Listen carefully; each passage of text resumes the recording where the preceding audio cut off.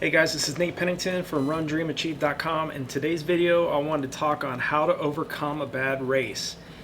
I know all of us have experienced this at least once in our career. Hopefully you've never had to experience it, but I think if you're any type of legitimate athlete, you're going to know you're going to experience a bad race sometime in your life as an athlete. And how you handle it and how you overcome that setback is going to dictate your success as a middle to long distance runner.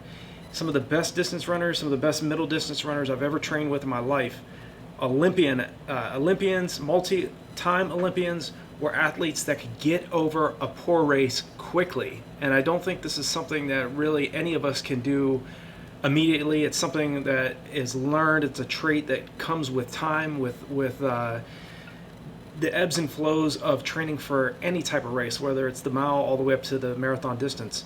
How to overcome a bad race really comes down to one, longevity, the amount of time, the amount of effort that you've put into your preparation is going to show you what you're really made of.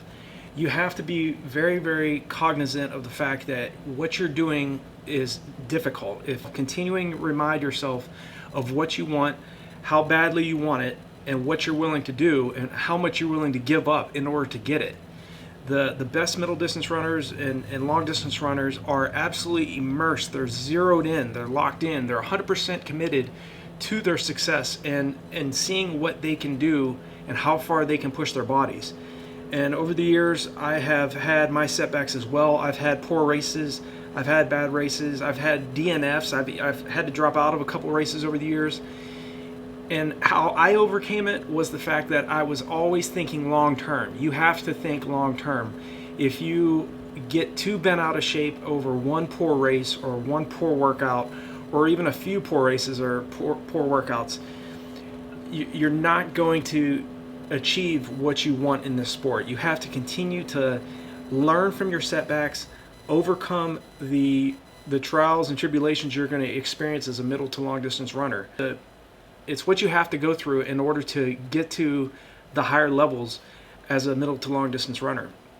You have to be persistent, consistent in what you're doing on a daily basis. You have to continue to think, like I said, think long term, set short-term goals, set long-term goals, write your goals down, visualize what you want to do well in advance. I mean, I'm talking about starting to think about what you want to do 5 years from now, or a year from now, or 10 years from now. It's some of our best running is decades away, and that's what a lot of athletes sometimes fail to realize. You know, even when I was in high school, I was trying to run times that I simply was not prepared to run, and that I eventually was able to run a decade past when I graduated from high school.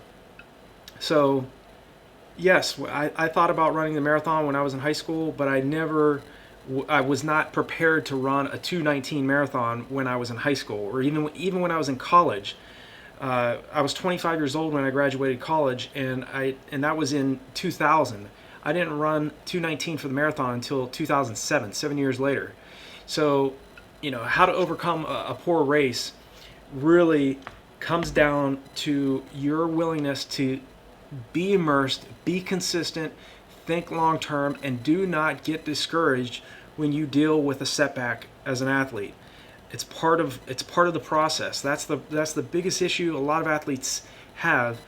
They see the end result. They see what their competitors are doing. They see what the world's best distance runners or middle distance runners are doing on the track or on the roads, but they fail to see that process.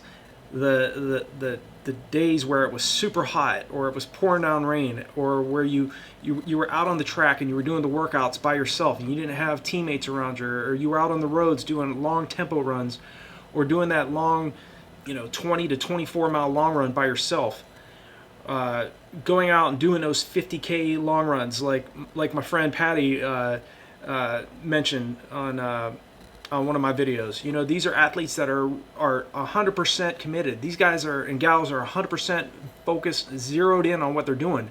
That they'll go out and run 31 miles or 50 kilometers in preparation for their next race. Those athletes want it.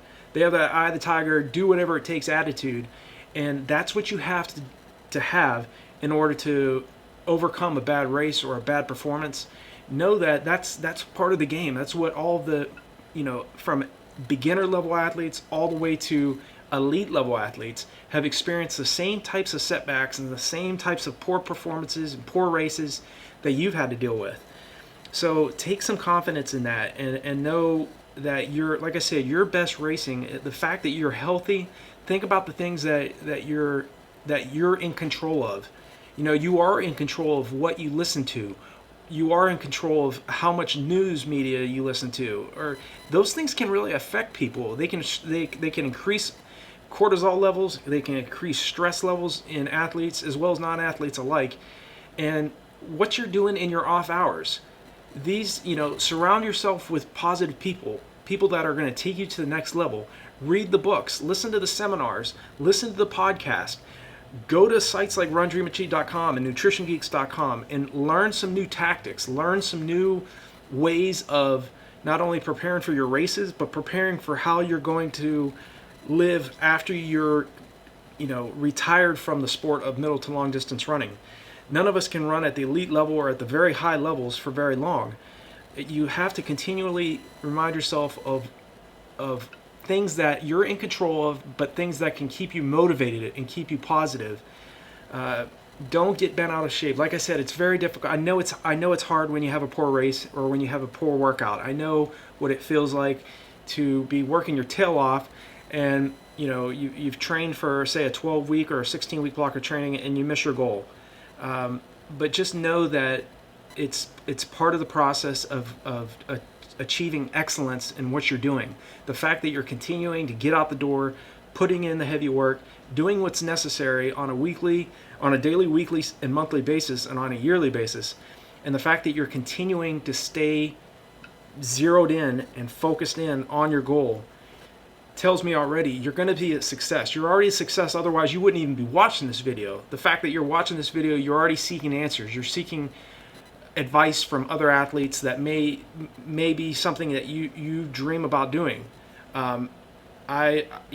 It took me years to get to a point where I could run a 2:19 marathon, 1:44:05 for 20 miles, 50:54 for 10 miles, 31:09 for 10K, 1:07:06 for the half marathon.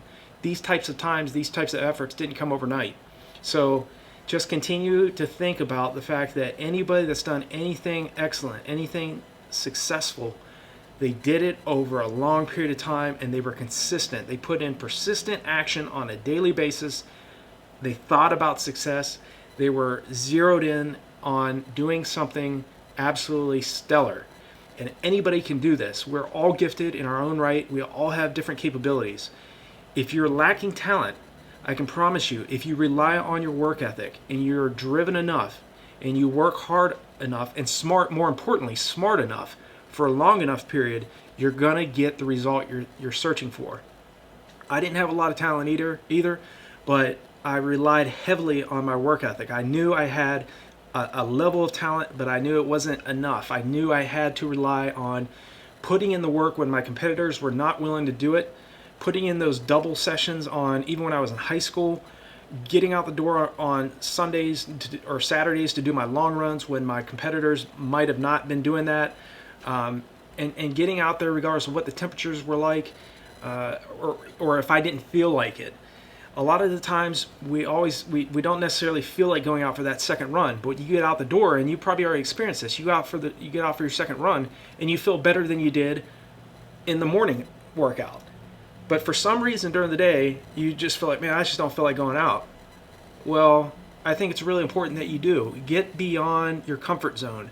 Get used to being uncomfortable, and be willing to do the heavy work for a long enough period of time. And these little setbacks that you're dealing with right now will be an afterthought. I promise you, you will remember these tough times when you get to the highest pinnacle in your career. When I ran 2:19:35 at the 2007 California International Marathon, I remember coming around the corner at the Capitol in Sacramento, and seeing 2:19:12 on the clock, and all of the setbacks and all the trials and tribulations I had in trying to get the marathon right started flooding back into my mind. And I knew if I would have quit, if I would have given up when I had those setbacks and when I had those those poor races, and I had them. I had poor races, I had poor workouts, I had times where I questioned myself and doubted myself. If I would have let up, then I would have never got to a point where I ran across that finish line with 2:19:35 on the clock. I was one of only 64 men in the entire United States of America in 2007 that broke the 2:20 marathon. This is a country of 350 million people, and only 64 men broke 2:20 that year. So I say this from experience, and certainly not to brag, but I want you to understand that it took me years, and it took process. It took that hard work when nobody else was looking around, when nobody was paying attention, when nobody cared. It took that effort, the process, to get to a point where I was able to break the 2:20 marathon barrier. So I'm speaking from experience, and I know what I'm talking about. I know what it takes. I know that you have to pay more attention to what you're doing in your off hours and how you overcome adversity. Do not lose enthusiasm over one bad workout or over a few bad workouts or a few bad races. Just continue to stay consistent, continue to stay persistent in what you're doing. Visualize success at all hours of the day. Visualize yourself doing what you dream about, what you want to do for your life, whether you're an athlete or a non-athlete. Maybe you want to lose weight. Maybe you want to gain weight.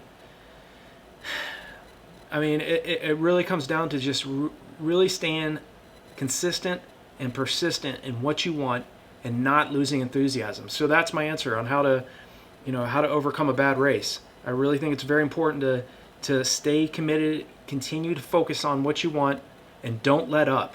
The best middle distance and long distance runners have had to experience the same things you have.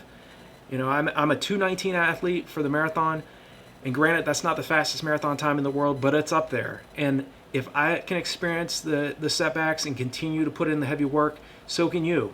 I'm no different than you in any way, shape, or form. I don't care what you think about a 2:19 marathon or running specific times. It took years of constant, nonstop, relentless work to run that time. So what I'm speaking about, I'm thinking about as I'm talking, I'm thinking about all the early morning long runs when I was working a full-time job. Getting up at 3 o'clock in the morning to get a long run done because I had to report to work at 5:30 or 6 o'clock in the morning. It's the process. So do not neglect that piece. Do not let go of your dreams, and don't let up when you start to question, you start to doubt yourself. I promise you, you will get to your goals, but stay committed. Think long term. Know that what you're doing is seeking out success, and success and excellence come about when you are driven and you rely on that God-given work ethic, your heart that you have, and your mind, how strong your subconscious mind is. Continue to do that and you'll succeed. I hope this video has been helpful. If you haven't yet subscribed to the channel, click on subscribe, click on the bell icon, give me a thumbs up, and leave me a comment below if you have a specific question or a topic you want me to cover in my next video. Wish you guys all the best, and I'll talk to you in the next video.